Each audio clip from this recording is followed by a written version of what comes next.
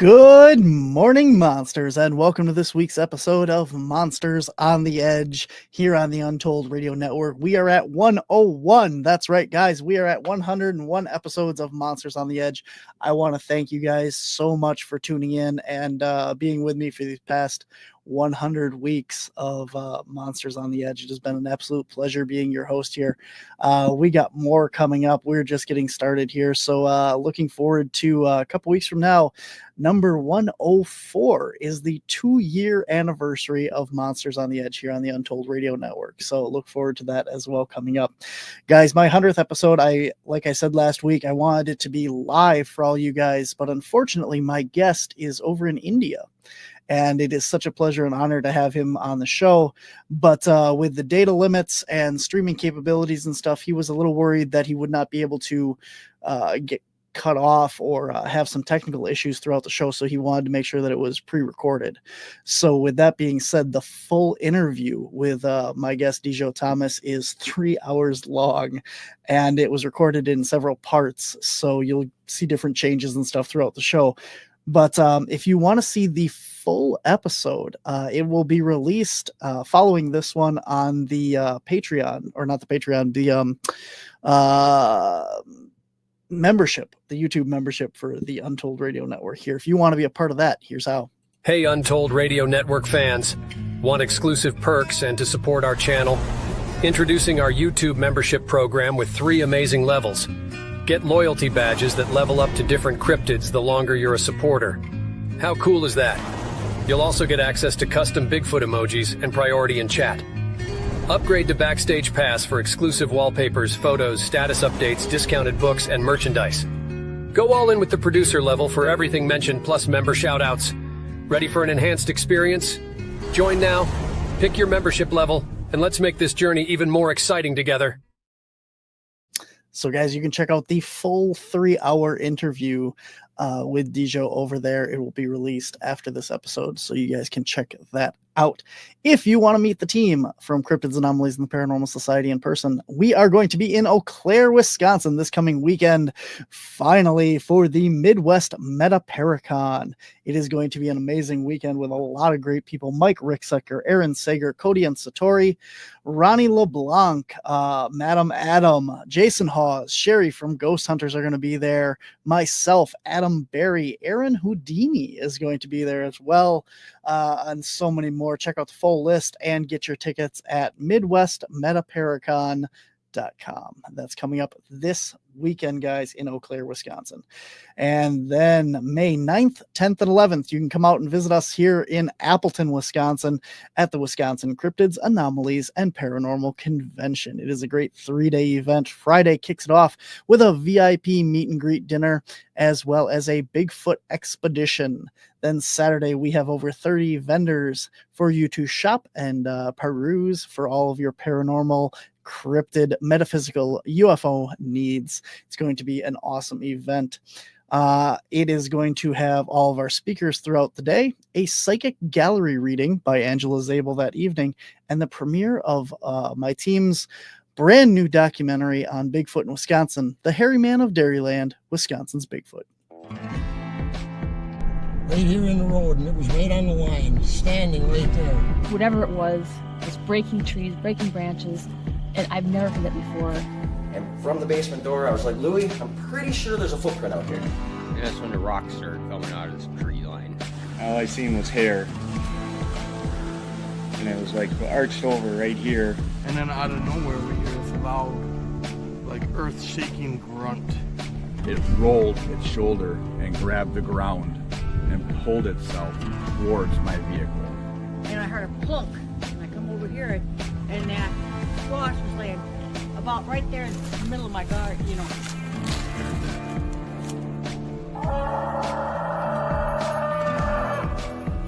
How do you walk in that in bare feet at 30-degree temperature?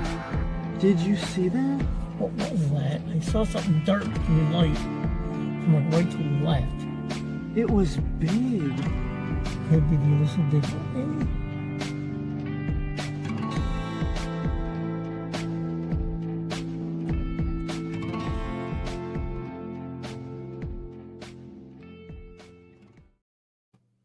If you guys can't make it out to the event in person, you can grab yourself a virtual ticket for just $5 and live stream all of our guests that weekend, as well as get a limited time offer to watch the documentary for a month after the convention airs. So you can get that for just $5. Head on over to wisconsincaps.com, click on the CapCon link, or go to our public events page and find information on all of the upcoming events that we have. Then, guys, we are going down to Chicago, Illinois for June 7th, the Chicago Paranormal Convention, and I will be in Illinois again in September for SilCon. So a lot of great stuff coming up here from CAPS and more. We have library presentations and all that. You can get all the information at wisconsincaps.com /public events. There we go. And that's what we got coming up here, guys. So with that being said, let's head on over to our guest.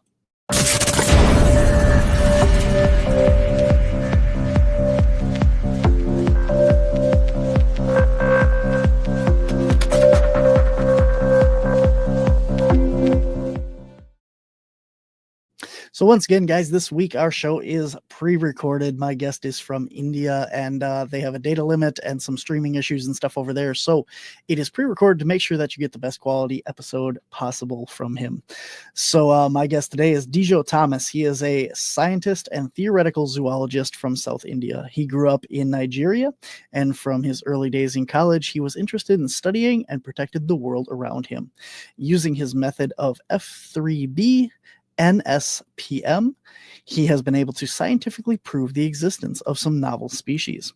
He has presented 4 scientific papers on the Neelagiri Kaduva, or the Neelagiri Tiger, as well as 2 scientific papers on the Raktha Athika, or Indian Chupacabra, at the 103rd and 104th Indian Science Congress. He is also a political analyst, wildlife conservationist, weapons system developer, human rights activist, police and judicial reform activist. And he joins us from India for today's show. So from last week, if you missed it, go check out our 100th episode with him, where he discussed the discovery and finding of the Raktha Athika, or the Indian Chupacabra. And today he joins us again to talk more about the discovery and the science behind it, as well as some Q&A as far as like some of the stuff, like why these animals are possibly drinking blood, or if that's their main diet, some other biological aspects of them, and just more getting into the actual species itself. So it's going to be a really fascinating interview today. So I hope that you enjoy it. And again, Part 1 and Part 2, 100th episode and 101 are just part of the full interview with Dijo. If you want to see the full thing, head on over to the Untold Radio Network and become a member, and you get the full 3-hour interview. So check that out, guys. Without any further ado, please welcome Dijo Thomas. In 1/4 Indian Science Congress 2017, which was conducted in SUV University in Andhra Pradesh, I presented 2 scientific papers on Raktha Athika and another 2 updated paper on Neelagiri Kaduva. Indian Science Congress is the biggest congregation of Indian scientists. It is organized by the government of India, and every year it is inaugurated by the Prime Minister himself. Because the government attaches maximum importance to Indian Science Congress, and it is a 7-day event every year from 1st January to 7th January. And I presented 2 scientific papers on the Indian Chupacabra, the Raktha Athika, on 6th January 2017 in 1/4 Indian Science Congress. And all the topmost scientists in India who were present there, they were quite shocked by my discovery of Raktha Athika, because nobody imagined that a species as big as a dog can be discovered in India, especially after I showed them a previous year before with the first presentation of the scientific paper on Neelagiri Kaduva. That is, Neelagiri Kaduva is a tiger-sized animal. So at that time, I think they thought that that would be last that they would hear from me. But because nobody discovers an animal even as big as a dog anywhere in the world in the recent years. Of course, a few discoveries are there around the world, but many of them are not scientifically proven. So they thought Neelagiri Kaduva would be the end of it, but the next year I came up with this Raktha Athika, and so they were very much shocked, and I received a very big applause and appreciation from the scientists present there. I got a certificate also. Actually, I was given special permission to participate in the Indian Science Congress because I had not applied earlier to participate in due to various reasons. So I just walked in, and because they knew me already from the last year, so the General Secretary of the whole Indian Science Congress gave special permission. After going through my findings, he gave me special permission to present 4 scientific papers into the 1/4 Indian Science Congress, and it was a very very big opportunity for me to present a kangaroo related animal. It's not just a dog sized animal, even it is a cousin of kangaroo. So it was a wonderful wonderful thing to present my scientific papers before them. And then after that, I mean, I actually went to the Indian Science Congress from the coastal belt of Thrissur, where this Raktha Athika is present. It is not even present in the forest. It is present in the countryside, where a lot of marshy places, lot of swamps, lot of rivers, lot of canals, and a huge paddy field of 2,500 acres. This is the place where Raktha Athika resides. That is his area of his area, and not only Raktha Athika, the Neelagiri Kaduva is also present in that area. I have confirmed the presence of 3 Neelagiri Kaduva, and I estimate a number of less than 19 for Raktha Athika in that area. In the whole of India, Raktha Athika exists only in that area at that point of time.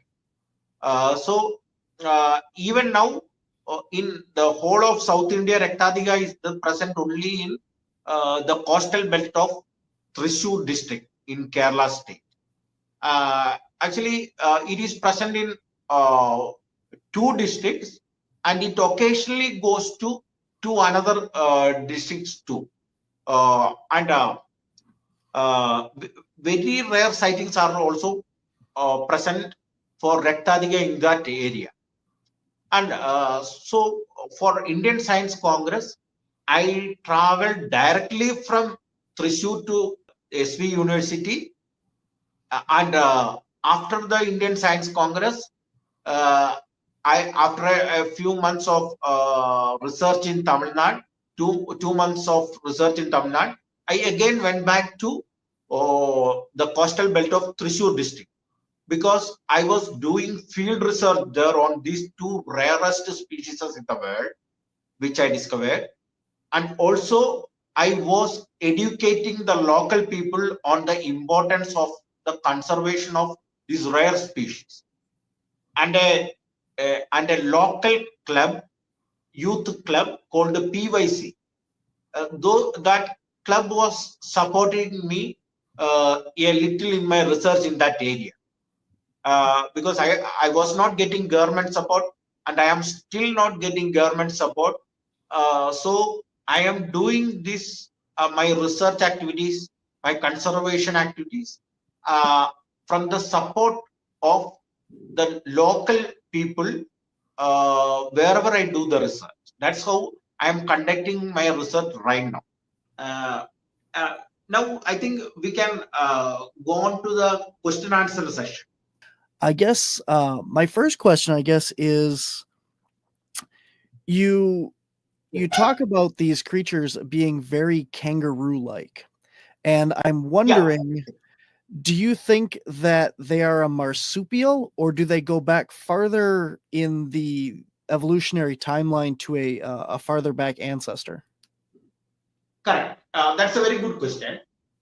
During my discovery, in the first news release in a news channel in Thrissur district called Prime News, which is still available online, but it is in Malayalam, my native tongue. That is the very near to the place where I discovered it. So after my research and my release, I mentioned that it was not a marsupial. Okay.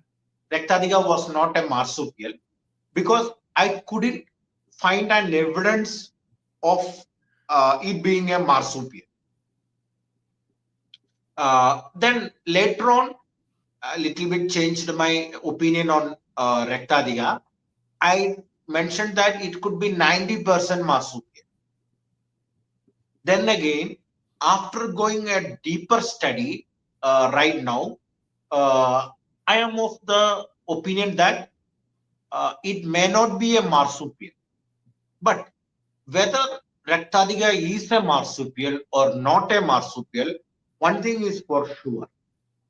Raktha Athika is 100% closely related to kangaroo farming. There is no doubt about that. I am putting it this way. This is my latest research finding, because I have the advantage of discovering chupacabras in many different countries. So my data has increased a lot. My specimen for study has increased a lot. So at the present, my opinion is that Raktha Athika is the real kangaroo. You get me? The kangaroo in Australia is not the real kangaroo, but the chupacabras, including Raktha Athika, is the real kangaroo. I will come to the point of how I came to this conclusion. What is the reason for that? Before that, I would like to mention one more thing. I consider Raktha Athika as the purest chupacabra in the world, because now I have discovered a lot of chupacabras, and last year itself I have 2 discoveries of chupacabra. One in Texas, USA, and towards the end of last year, I declared the discovery of chupacabra in China, which I have named as Chinio chupacabra. That is my latest discovery. So now I have 7 or 8 discoveries of chupacabra alone. And after studying all these chupacabras, I have come to the conclusion that Raktha Athika can be considered as the purest of chupacabras. See, when Dijo Thomas makes a statement it is quite important to note that Dijo Thomas can defend that statement too. Otherwise, I will not make a scientific statement. I may make a offhand when we are conversing not scientific matters, or if we are conversing even scientific matters offhandedly, that is another thing. But when we are officially talking about scientific discoveries, if Dijo Thomas makes a statement related to science, then it should be noted that I would be able to defend that scientific statement. Otherwise, I will not make a scientific statement, or I will not say I will not state something as the final. If I don't know anything, I don't have any problem in stating that I don't know it. Now, coming back to the how I came to the conclusion that number one, Raktha Athika is the purest form of Chupacabra in the world. Because if I take all the other Chupacabras,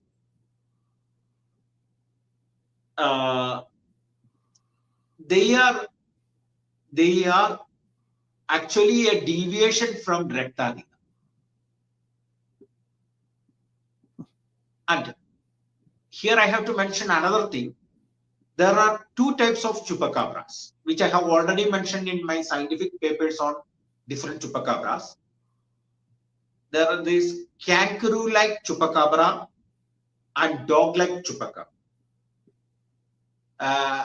Actually, the most numerous in the world is kangaroo-type Chupacabra. And I have seen only one dog-like Chupacabra, that is in USA or in the Americas. But in America, I am 100% sure there is a kangaroo-like Chupacabra also. How I am sure is that if you look at the statement of the witness during the initial discovery in Puerto Rico, all were stating that it looked like a kangaroo, right? Yes. Yeah. And many eyewitnesses saw it hopping like a kangaroo. So while the scientists there were saying that the eyewitnesses were wrong, I would definitely say that it is not the eyewitnesses who were wrong, but it is the scientists who were wrong, because they were not able to scientifically understand the existence of Chupacabra in Puerto Rico. And later in other places like Mexico, America, USA, even Chile, all these places Chupacabra is there. But the only thing is that the scientists were not able to understand that it is there. And secondly, they not to say anything about proving the Chupacabra. First, you have to understand that it exists. Then the proving will come at a later stage. They were not able to do both. So I would definitely say that the eyewitnesses were the who were correct. The laymen, you have to note that point. The laymen were correct.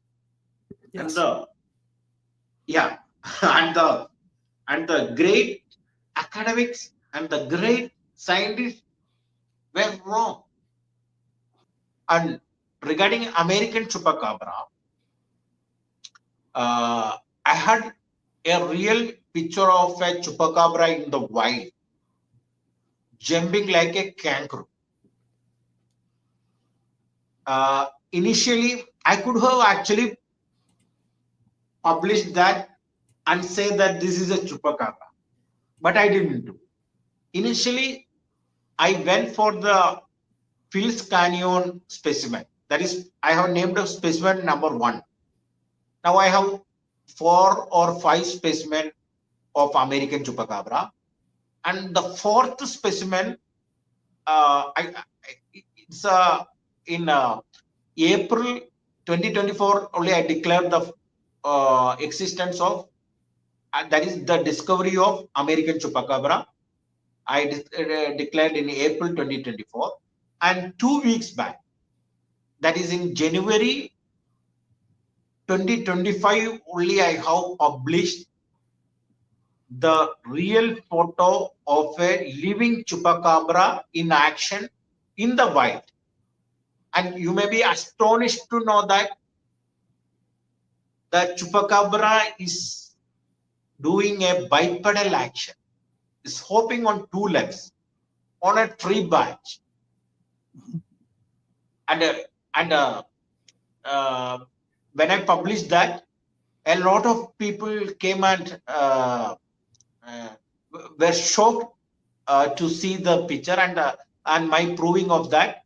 Some came for argument, but I were able to easily make them understand that this is a Chupacabra, because that again is a dog-like Chupacabra which is doing that action, not the kangaroo type Chupacabra in America. America has both.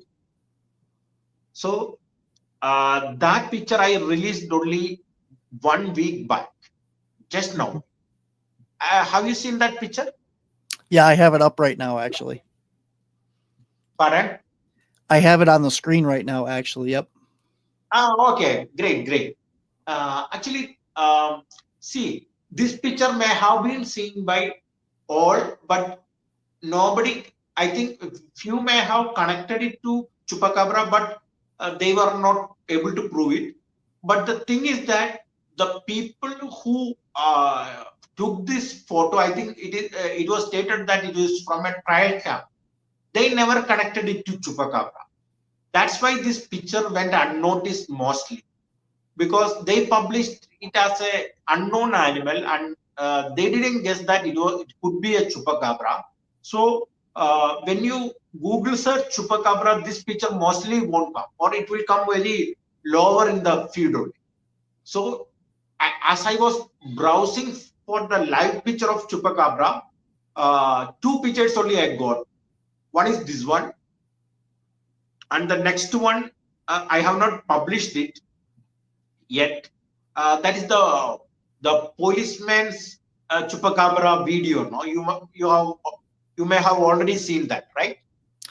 Is that out of is it Mississippi? No, I have not published it, but you may have seen a policeman seeing an animal hopping before his patrol car. Oh, I have seen a video that was taken in someone's backyard of one of these, and I believe that it was down in Mississippi, United States. Have you seen that one? Oh, okay. No, I think I haven't not seen that one. You can please send me that picture also later. Yeah, I will see if I can find it again. I'm pretty sure I saved it. So yeah, that would be great. I will go through that also. I will. So this two Chupacabras in action, which I was able to confirm was these 2, because the thing is that the American Chupacabra is more like a dog than a kangaroo. Identifying it is a little bit difficult task. You have to be very careful when you identify. You have to be 100% sure. And I will tell you right now one telltale feature of any Chupacabra. Even you will be able to identify Chupacabra when you see one from this moment onwards. I will tell you one feature. Yeah. There are many, but one important feature. The thing is that for any Chupacabra in the world, whether it is kangaroo type Chupacabra or whether it is dog-like Chupacabra, Chupacabra will always have a hump on its back, which I have marked in the picture of Raktha Athika I have sent you, and which I have marked in the case of American Chupacabra. The hump would be definitely there. The only thing is that for the kangaroo type Chupacabra, the the hump will be more pronounced, and for the dog-leg chupacabra, the hump will be less pronounced. For the dog-leg chupacabra, you have to very carefully study the animal. Then only you will be able to see the hump. The laymen were able to identify the chupacabras, whereas the so-called academics, the so-called scientists who are considered as the experts were not able to. This tells a lot about the present state of our academic, but you can say the academic ability of the academics. Sorry to say that. Yeah. I don't want to belittle anyone, but the thing is that when these fake biologists, the non-scientists, as I call them, because they are scientists only by name. Nobody, see, actually these people are not scientists. A person can be called a scientist only and only a person can be called a scientist if and only if that person have a valid scientific discovery. Whether it is Chupacabra, whether it is Neelagiri Kaduva, whether it is Pohen, whether it is Bigfoot. See, in all these things, the biologists are going absolutely wrong, and they are going in such a pathetically wrong that even children are ridiculing their nonsense. I have seen children ridiculing the nonsense. Mm-hmm.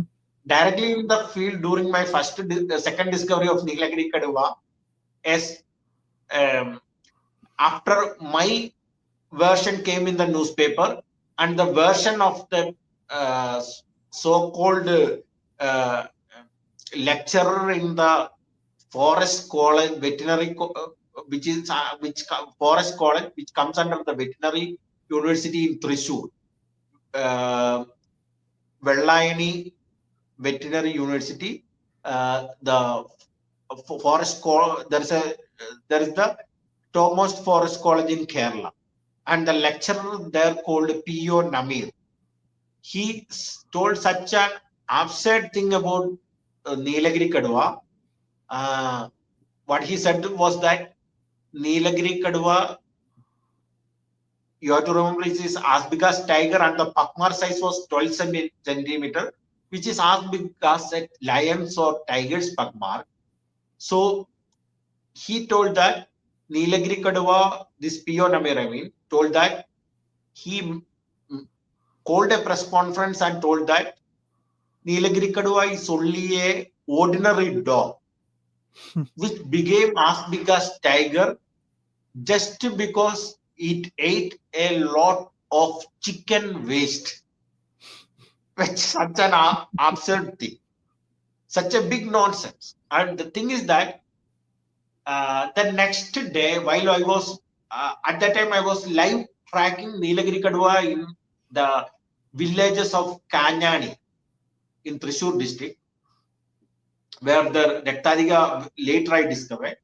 So at that time, a student, maybe he may be about 8 or 9 years old. He read both the details of my discovery of Neelagiri Kaduva in the newspaper.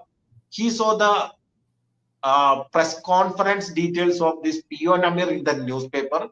He read both, and he came to me and asked, such a young boy, he asked, "Sir, how could this such a big scientist say such a stupid thing?" This small child asked me. I was even ashamed when he said, though he asked about P.O. Namir, I was also even ashamed so to answer him, because later on when I dealt with Chupacabra, I understood that this is not the case, which is the down situation in India. I first thought that it was in India that we come against such stupid biologists. But later I understood that this stupid biologists exist all over the world, and they should not.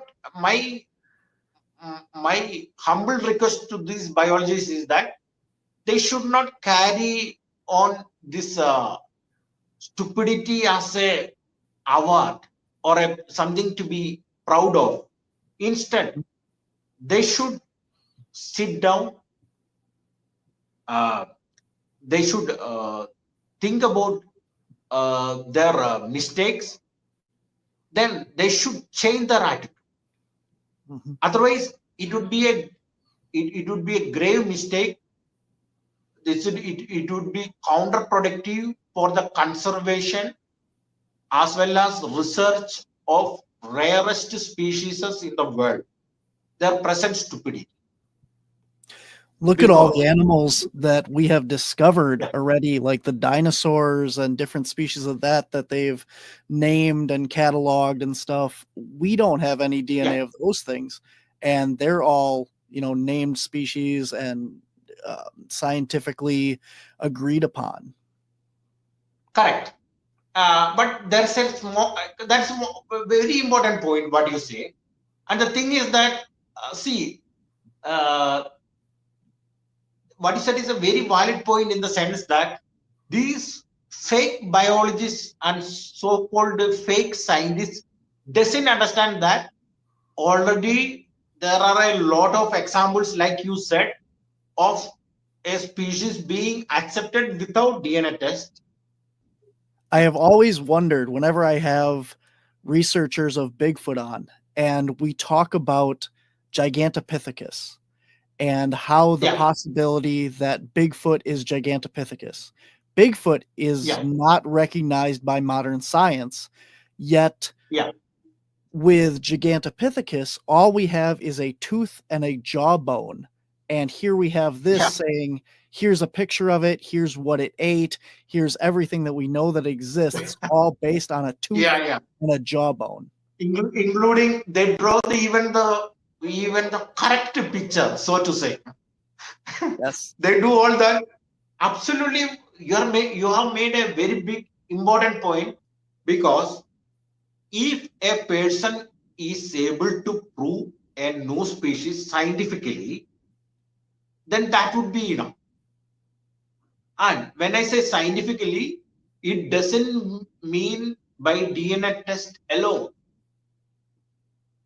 There are other methods to do it scientifically. And F3B NSPM method, which I invented to prove a new species without photos, direct sighting, specimen, taxonomy, or DNA test. That is a thorough scientific method. Only thing is that a person has to understand, know how to apply it. The applying should be correct. If a person applies it correctly, then this F3B NSPM method can be used to prove a new species. That's how I have done it. And here I will mention another stupidity or a big drawback of these fake biologists all over the world, not the present ones, but for the past 200 years. I would say for the past 200 years, when the science has developed in a rush in such a few years, when we take the whole history of the humankind, science developed in the past 200 to 300 years. So if you take that, there is a big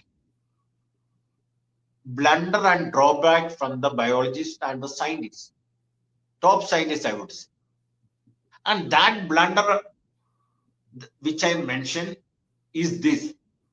See, in this past 300 years, the scientist has not developed a method to scientifically prove a new species without DNA test. A real methodology, a scientific methodology at that, to prove a new species has not been developed by any scientist in the world. And I corrected that in 2014 when I invented this F3B NSPM method. But I am not at all proud that I discovered this method. Why? Because, see, I am ashamed that not even a single so-called top scientist in the world for the past 300 years were able to contribute a methodology to prove a new species. See, formally, they can prove a species only with a specimen. That was the methodology before the DNA test. DNA test is a recent development, actually. Even it is an many people doesn't understand that it is in the nascent stage only. It is in the beginning stage only, even now. And in the case of American Chupacabra, I have now proved that the DNA tests were wrong. When I proved Chupacabra, I also proved that the DNA tests were wrong. That when they said that it was a hybrid between a coyote and a Mexican wolf. So the DNA test was wrong. And that is not surprising because, as I told, the DNA test is in its infancy stage. I can go on that, but we will deviate from our subject. But I will be writing an article on that. So, so I will send you once I write that, and I will publish it. So I have already done the part. Have you seen Have you seen the latest thing from Phyllis Canyon on those DNA tests? She has the paperwork that says it's coyote, Mexican wolf, and something else that they weren't able to identify. Yeah, correct. Okay. I have seen that. Okay. Yeah, I think it says that 3% they are not able to identify. Okay. Yep. I just watched a program on that the other day that was talking about that. So I didn't know if you'd seen, because I know that just came out recently. So. Yeah, thank you for actually bringing it out. Actually, that's an important point. So I think from my memory, I'm stating, I think I read that 1 year back. So Phyllis Canyon was saying that 3% they were not able to identify. So the other 97% was a cross between a coyote and Mexican wolf. But even that could be wrong. That's what that's what I am saying. Even that could be wrong. That 97% that they are saying. So what I have actually written part one about how this DNA test goes wrong. See, one thing, when these labs are confronted with something which they don't understand, like a new species, what they do, now I am almost sure on that, they instead of going through the scientific, the test result before them, they look at the animal, its morphology, and hey, this looks like a Mexican wolf, and maybe this could look like a coyote. So when these lab technicians have an argument between them and they are not able to make up their mind of either a Mexican wolf or a coyote, they, of course, you have to remember that these two plus manja is the coyote and hybrid of a coyote and Mexican wolf with manja. That's what they say. So that manja is also we have to add for the correct combination. So when they cannot come into a compromise to a conclusion, they come into a compromise and say anyway we have to publish our findings to the those who sought the DNA test. We cannot say we don't understand. So let us do this. You say that it is looking more like a coyote, and I say that it is looking more like a Mexican bull. Why not let us combine it too, and then send the result as a hybrid between a coyote and a Mexican bull. You would be surprised, and you would be shocked, and many people won't be able to accept what I am saying, that these labs are doing this, but I am sure that they are doing exactly this. And not only in the case of this Chupacabra, I have come across some other cases also, which now I understood they are doing it this way. Why? Because see, nobody asked them for the all the scientific details of the test. Nobody does that. They just give the verdict. So they can easily fool people. Who is going to prove that they are wrong? Especially the layman cannot do that. Take a look at Even your DNA of the human and how close it is to the earthworm and the chimpanzee. And they're like, I want to say like 97% the same DNA with human and earthworm. And those are two completely different species. So when you're looking at these DNA tests that are saying, well, how often do you get earthworm and human mixed up? You know, it's kind of the same thing. The DNA is just not as important as it should be.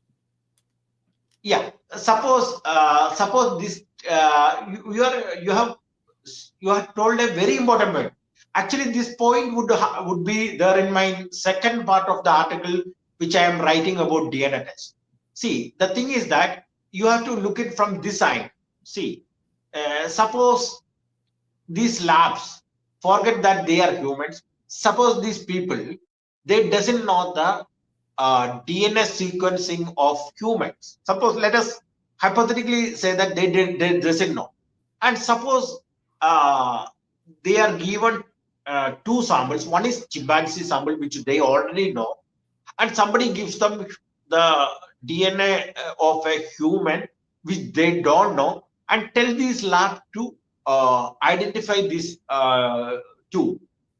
They would immediately identify chimpanzee, and as the humans, they are not able to identify, and especially since it has many resemblance to that chimpanzee. They would say that this is a subspecies of chimpanzee. That's what they would do. And yes. In fact, yeah, your point is very correct. And in fact, that is exactly what they are doing regarding many unknown species. Actually, there is a civet in it that is see, they are doing this malpractice, or they are not at all able to identify in the case of new species. For already sequenced species, which they know as a different species, and which humanity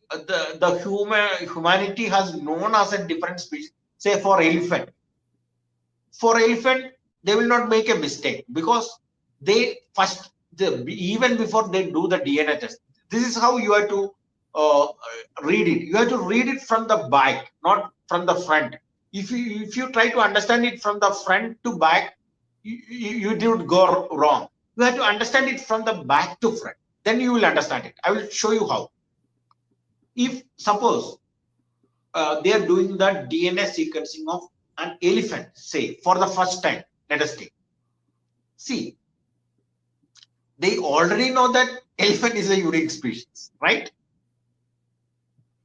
Yes. Yeah. They already know that elephant is a new or a unique species. So they will work from that to publishing the result as a unique species, or sequencing the elephant DNA as different from all the other species. You get my point. Yes. But if the same elephant, suppose if the same elephant was not known to this scientist, and this is the first time they are doing a DNA test of this elephant. Suppose we are not showing them the elephant. They are. I am speaking about the first time that they are sequencing the DNA DNA, the chromosomes and everything substitute to the DNA. If they are sequencing for the first time, let us imagine. Suppose they don't know this that the elephant exists, but somebody take a sample from the same elephant and give it to the lab, then they would definitely make a mistake of it. They would say it is some other animal or the other thing, because they don't know where it came from. So as you told, see, the different DNA of different animals, many of these DNAs are interconnected. After all, we came all from the same source, and many of these species are interrelated. So if they doesn't know from where this DNA was taken, they have not seen a picture, they don't know what it is, then naturally their urge will be to identify that thing to a non-animal. But even then, one lab in USA was correct, according to Phyllis Canio. The first lab she gave the DNA test of this the Mexican Texas blue dog. The first lab, which she says was the largest lab in USA with all the most advanced technologies, she gave the sample for the DNA test. That was the first test, and the result that they gave here was that we don't know what it is. A lot of these things we talk about that they drink the blood.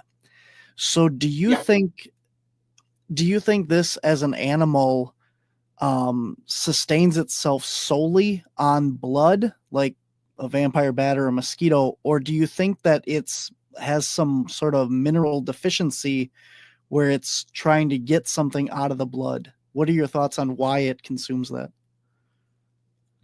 A very important question that you asked. Very important question. If you do a research on Chupacabra anywhere in the world, actually this is the key question that one has to ask oneself. And if you go through my newspaper reports and every article on Raktha Athika and American Chupacabra, I have clearly mentioned this point. I have said that though Chupacabra drinks the blood of goats and chicken, though it is not only for that, the thing is that Chupacabra has some other foods also. Not only that Chupacabra has other food, the most important thing is that Chupacabra has another main food. That's my statement, and that's a key mention when I presented in Indian Science Congress, and in all my research papers I have written this clearly down. How I am able to say this was that in Thrissur district, the attacks of Chupacabra has been reported for the past 7,500 years in newspapers, but it didn't get the attention of outside India, not even inside India, not even inside Kerala. It came in the local news of that particular district only. The district in India is something like a county in America. We call a county in America as a district in India. I think you call it county, right? A county would be a bunch of cities inside of a state. Correct. Okay. So the district, a group of districts in India makes a state. So I think it is something similar. Yes. So it will come in the local page only, because the newspapers here has a local page. As there are a lot of newses which are more important, that would be only given in the state news. So it would never come in the state news, it would come in the local news only. So this was known to people residing in those 2 districts or 3 districts only. Even my district, which is only 2 districts away, my district is second district from Thrissur. Next comes Ernakulam district, and Kottayam is my native place. I have never read in newspapers of an animal which drinks the blood of goats and chicken. The many goats were killed over the past 75-50 years. These news came in Thrissur district, but not in other districts. So how I am able to, I in my scientific paper in the initial stage itself, I clearly mentioned that Chupacabra, the Indian Chupacabra, which is Raktha Athika, has another important main food, which I can only guess. I don't know what it is. I cannot say what it is right now, but I can only guess. It could be fish, because Chupacabra is a semi-aquatic animal. It can swim very nicely, as I mentioned. In the Raktha Athika Indian Chupacabra, which is the purest form of Chupacabra, has web between its fingers to swim in water. And I think the Puerto Rican Chupacabra would be also a good swimmer, and all the Chupacabras would be a good swimmer. And that is one of the way how they travel. And this also helps them to hide, because they can easily hide inside marshy places. Raktha Athika is doing that, where people will not easily approach them, or people will not be able to easily discover them. So they will be mostly hiding in marshy places where, for example, I don't know about Texas, whether Texas has marshy places or not, but in many places in the world, Chupacabra hides in marshy places, and especially in Thrissur district. So it could. That's how I came to the conclusion that fish could be one of the food. Second was that it could be drinking the juice of the coconut, because coconut is very plenty in Kerala, and there was one reported sighting of Raktha Athika coming down from a coconut. One eyewitness told me that, and his description was exactly like Raktha Athika. So, another person also saw Raktha Athika on a tree. So, first I named Raktha Athika as Raktha Trimana. My first video of the news release in Prime News, I have given the name as Raktha Trimana. Trimana means 3-dimensional, because it can easily travel in land, water, as well as it can climb trees. So I gave it the name Raktha Trimana. Later I changed the name to Raktha Athika. Athika means multiple, because it has a lot of peculiarities when compared to other species. So I changed the name to Raktha means blood, and Athika means multiple dimensions. So I changed the name to Raktha Athika for the Indian Chupacabra. This is the second name I gave, which I decided as the permanent. So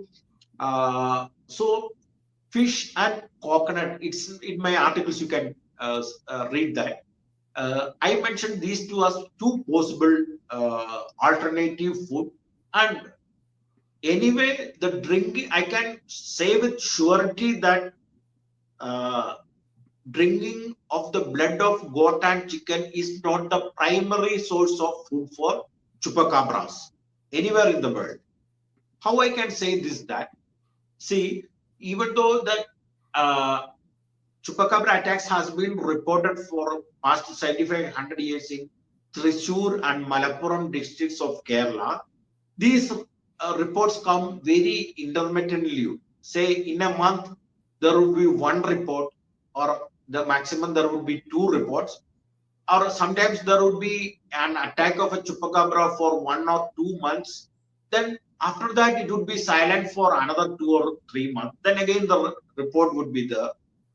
So this is how it comes, and there are not that much goats or chicken attacks taking place, or even there are not that much number of goats to drink blood. So it is that is how I came to the conclusion that the main food of Raktha Athika and other chupacabras may not be blood. For them, it is a favorite, and they drink the blood whenever they get the opportunity, but they will not get the opportunity that easily. That's the point which we have to note. And therefore, I came to the conclusion in my scientific paper that the main food of Raktha Athika and the chupacabras are something else, which even at this moment I can only guess, and I am not able to say for sure what it is. Later, maybe we will come to that. But as of now, I am not sure. But anyway, the blood drinking is not the main food source. Yeah. When you have these attacks of the drinking blood, do you see patterns of attacks where other animals are killed and actually consumed or eaten, like the flesh? Is there any kind of reports around that same time period where you see the possibility that the animal is attacking and eating other livestock rather than just drinking blood? Yeah. Actually, the thing is that I will answer any question truthfully. See, I have not been to a attack live until this point of time. I have seen photos only. I have not been to a place because the 2 years, that is 1.5 years, when I did research in Thrissur district, I was residing there. I was not able to at that time, no attacks, live attacks took place, or live attack has not come in my attention, because as I said, if 50 or 100 kilometers away, 50 or 60 kilometers away, another Malappuram district is there. If an attack happened there, it will come in that local page only. It will not come in the Thrissur local page. And I was staying in Thrissur only, so I will get the Thrissur edition only.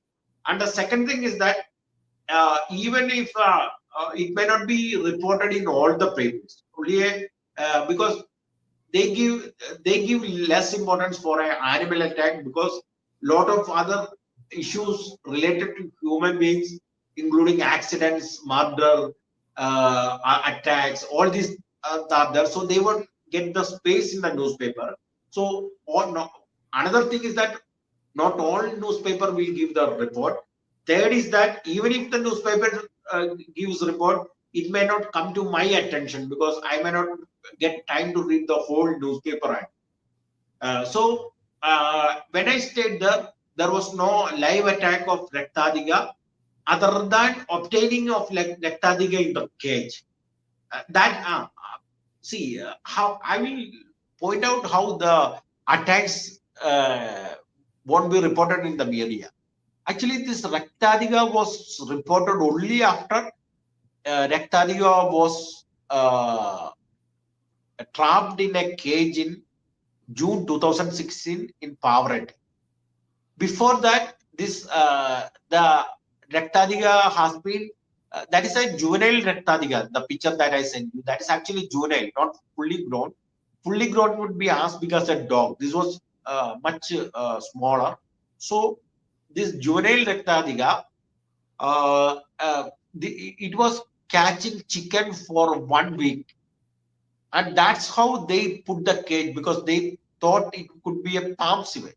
It was catching the chicken and it was drinking the blood, but nowhere in all the reported cases the flesh would not be eaten at all. Not only that, there won't be other wounds on the body. This I have talked to some veterinary doctors also who has done the postmortem, but much later only, because I get this when somebody sends me these reports, then only I will get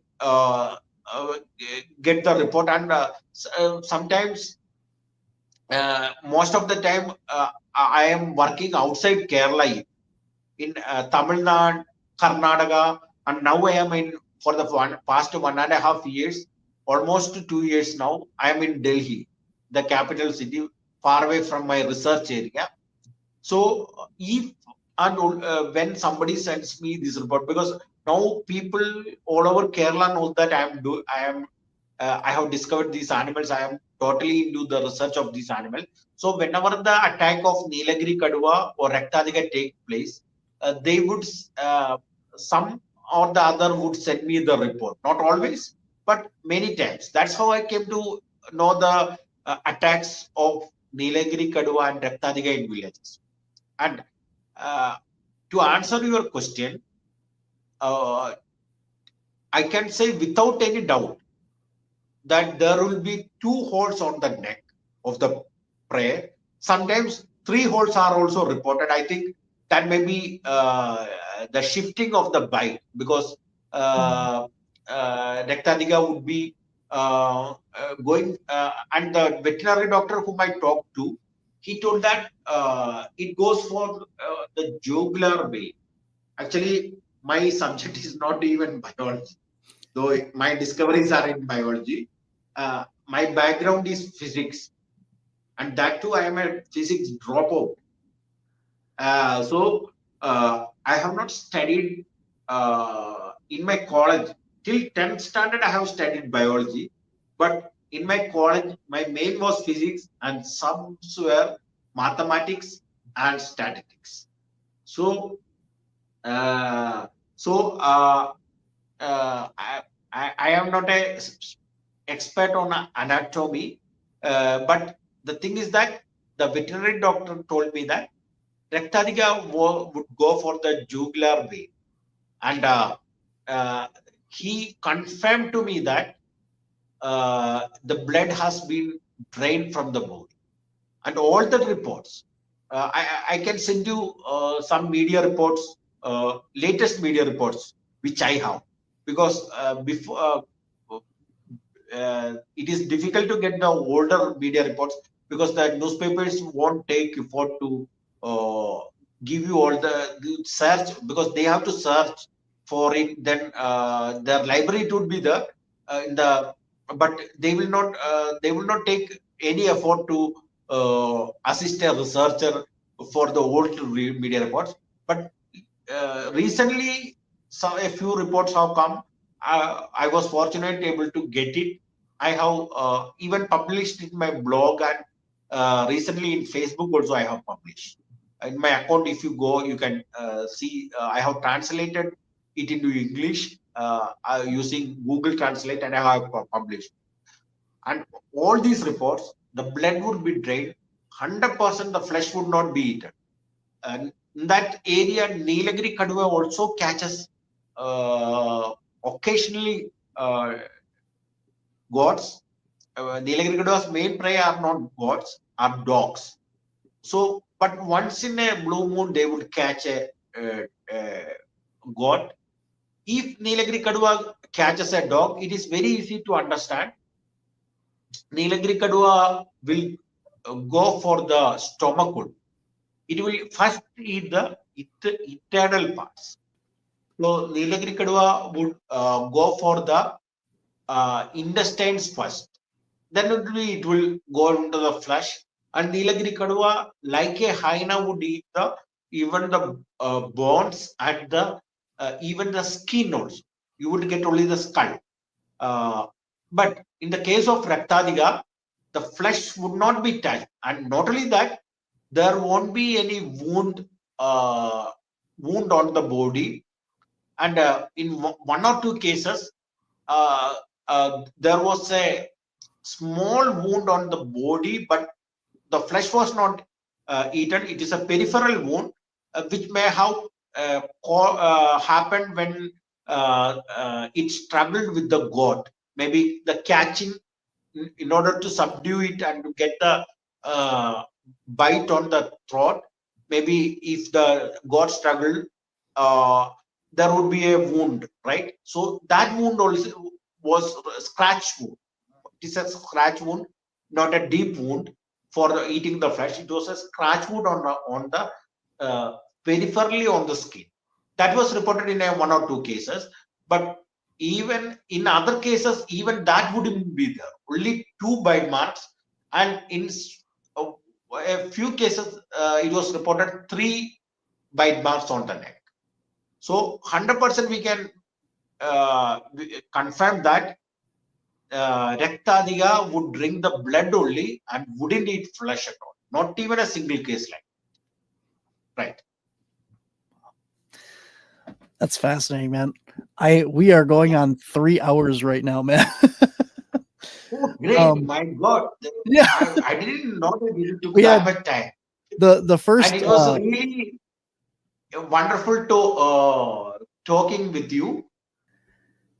All right, guys, that is our show for this week. Thank you so much for tuning in. Make sure to like, subscribe, and share the Untold Radio Network, Cryptids, Anomalies, and the Paranormal Society, and all of Dijo's work as well. You can check out all of his links in the show notes for his website and his YouTube, where you can see more videos of the Raktha Athika or the Neelagiri Kaduva on his website, and all of the other news reports and stuff that he has been featured in. So it's a pretty big deal over there in India. Make sure you guys go check that out. That's all in the show notes for you as well. And if you're interested in this and you want even more, you can head on over to the Untold Radio Network's YouTube membership page and get the full 3-hour interview of this interview with Dijo. So if you want more information on that, here's where it is. Hey, Untold Radio Network fans. Want exclusive perks and to support our channel? Introducing our YouTube membership program with 3 amazing levels. Get loyalty badges that level up to different cryptids the longer you're a supporter. How cool is that? You'll also get access to custom Bigfoot emojis and priority in chat. Upgrade to Backstage Pass for exclusive wallpapers, photos, status updates, discounted books, and merchandise. Go all in with the producer level for everything mentioned, plus member shoutouts. Ready for an enhanced experience? Join now, pick your membership level, and let's make this journey even more exciting together. So I hope to see you guys over there, and join our membership program, and you get the full 3-hour interview with Dijo. Until next time, guys, remember to take care, and I will see you on the edge.